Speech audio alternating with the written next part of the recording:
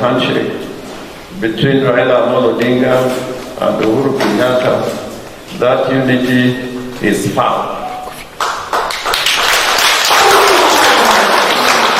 That unity stands on a rock, like the rock on which Jesus and his disciples built the Church of Christ. And I want to say, those who are reading between the lines, they are reading it wrongly, they are speculating, they are posturing in terms of what will emerge in terms of political alliances.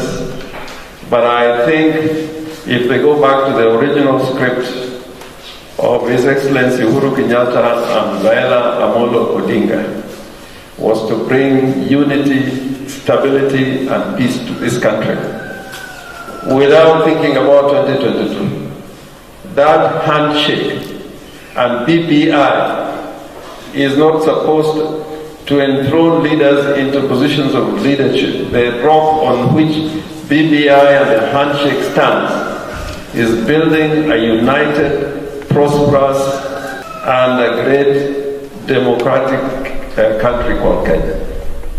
And I hope that those who are speculating at some point, they'll come back to the real concrete issues and look at this unity between Raila-Uhuru Odinga and Uhuru Kenyatta. The future of Kenya as a nation, which is a democracy, will rest on a democratic decision made by the people of Kenya as to who is going to be the president of the Republic of Kenya.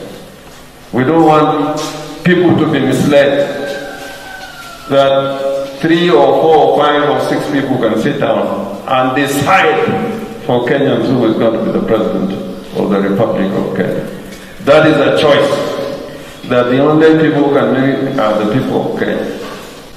A lot of these leaders, when they are stealing, they don't call on the people to help them steal. When they are robbing the country, they don't want the Kenyans to join them in those criminal conduct that they engage in